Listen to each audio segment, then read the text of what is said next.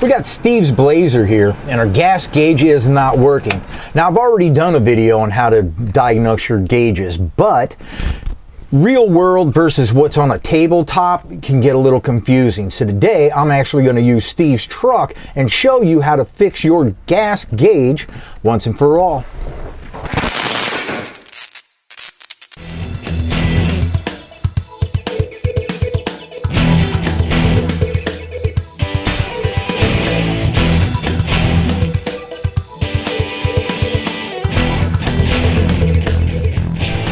Now, it's a bit cumbersome to climb up underneath the dash and show you all the connections and stuff with everything that's going underneath there. So I've got another dash right here so I can show you a little bit easier. So here is our fuel gauge. If we look on the back side, you'll see that you've got a printed circuit board here.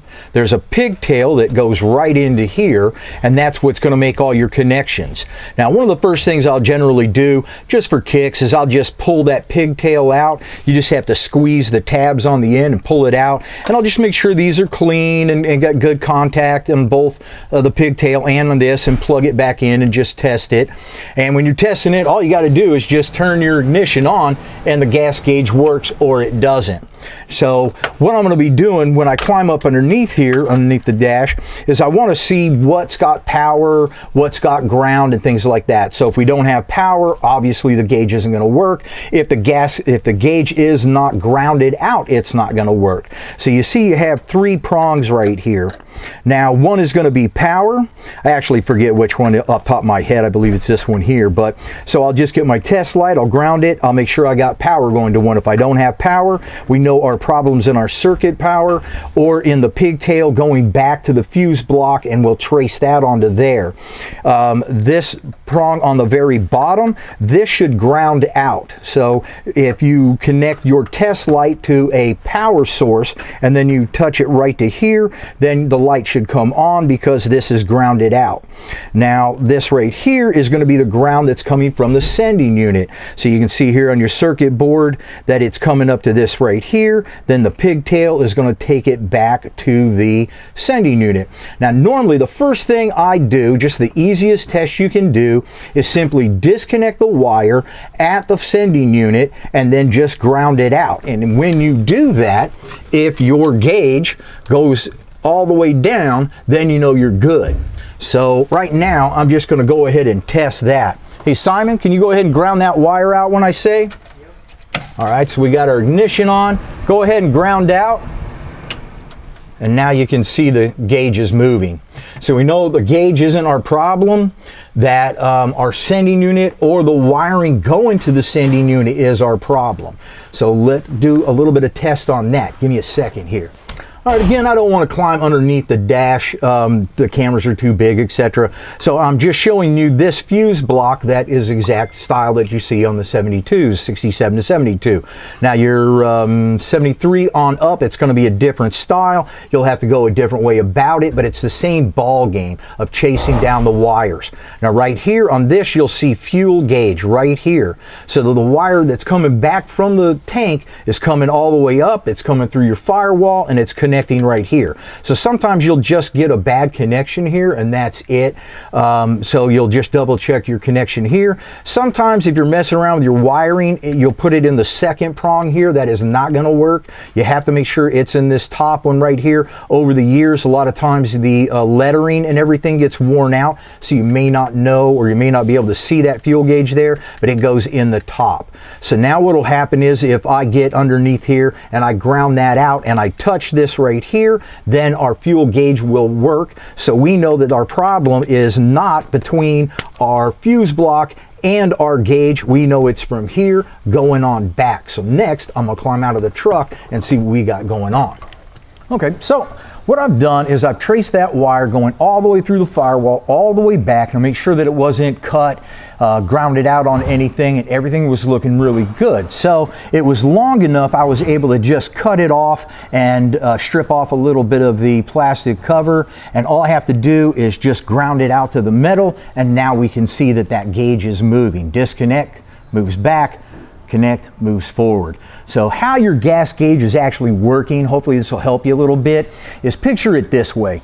So let's say, for instance, your gas gauge was a light. Okay, just a regular light. You have to have power to the light and you have to have ground to the light. So what's happening is you've got power to that light or your gauge, and then your ground is coming from your gas tank. So your gas tank is grounded out, the sending unit, and then the sending unit, it's got a little pediometer on there, I think they call it, that's attached to that float. And when it goes up and down, what it's doing is it's either letting the wire ground out more or less. And so that would either make your light brighter or dimmer, or your gauge fuller or less. So that's basically all that's happening, is your gas sending unit is just grounding out at variable spots that make the gauge work. So no ground, no work, no power, no work.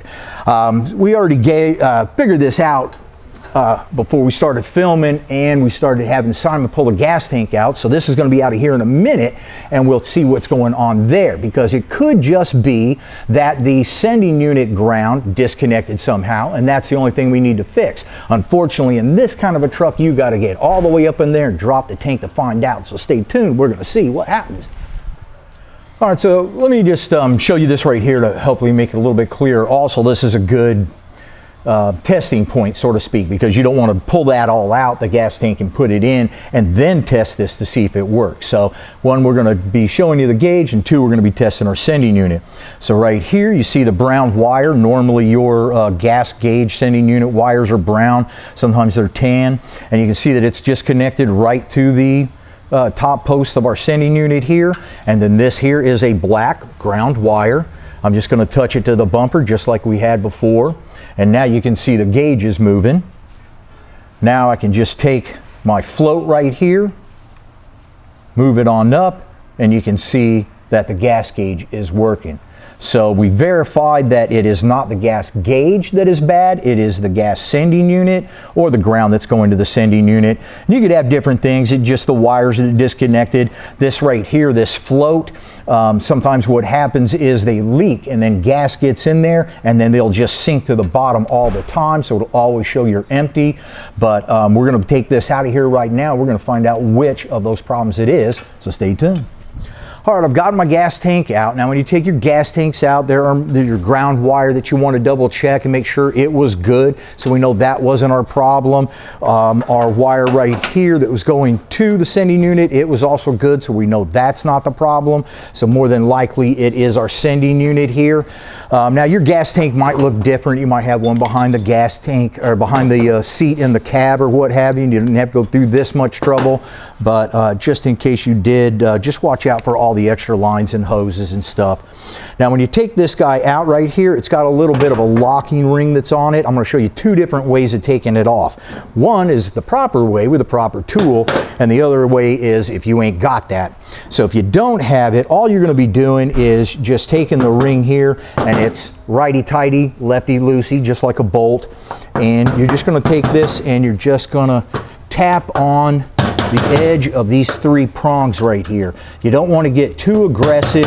You want to have a really nice blunt end on your screwdriver, or you're going to want to use a punch like this because we don't want to do any damage to this right here. We need to reuse that. If you're going to be using the tool, nice nifty tool, I will take off my wire right here. And what this has on it that you'll notice is these four indentations right here. And what they're going to do is they're going to line up with the indentations that are on this ring right here, and then they're going to allow you to just spin this right off nice and easy. Now before you start messing with any of this, go ahead and blow in there with your air gun probably and get as much dirt out as possible when you're lifting this out. Be careful because there's still going to be dirt left over, and we're going to want to clean that up before we put everything back together. So now we've got our sending unit out. We're going to take our old rubber gasket here and toss that because we get a new one with our new sending unit. And let's see. So it doesn't feel, no water in our float. So then what we'll do is we'll connect this and we'll see what's going on the gauge.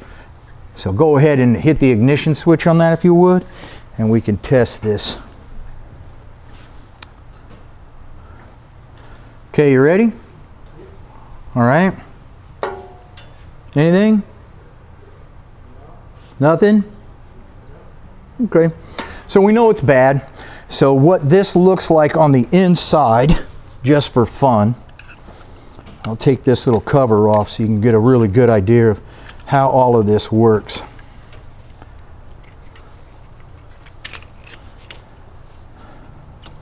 So this is what the inside of the sending unit looks like. And I don't know how well that shows up or not, but you've got this one piece right here. And then when this is going up and down, it's making the contact right here on there. And for whatever reason, oh, well, here's what you can see. I don't know if the camera can pick this up, but at the very top of this, you can see there's still some wires left. Can you see that? There's just a few wires that are wrapped around the top of that. Now there should be wires wrapped all the way down to the bottom. But what happens is they get burned out because down at the bottom they get worn more, and then at the top they don't. So you'll get a break somewhere in the middle of these a lot of times like this.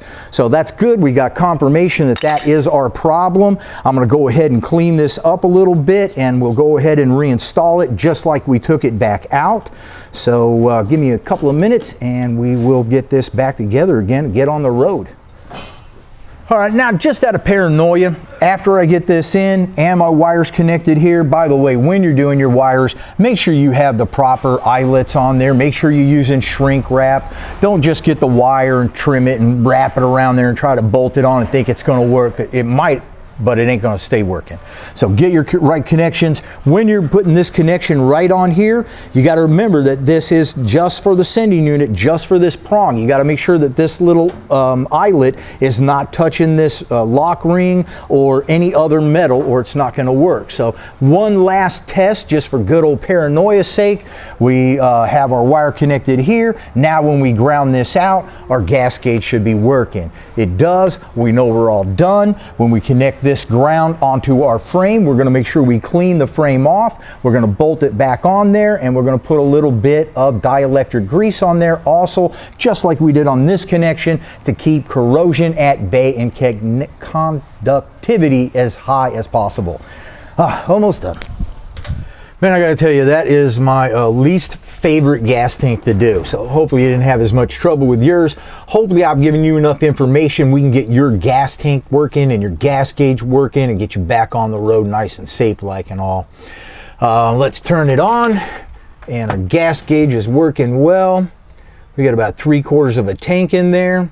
So it looks like we're all good and ready to hit the road. My name's David Welch. I'm here every single Tuesday bolting stuff on, showing you how your truck works, getting you back on the road and making you look good, man. You check us out on Instagram, Facebook, and subscribe to the YouTube channel, because if you don't, the Russians are going to win.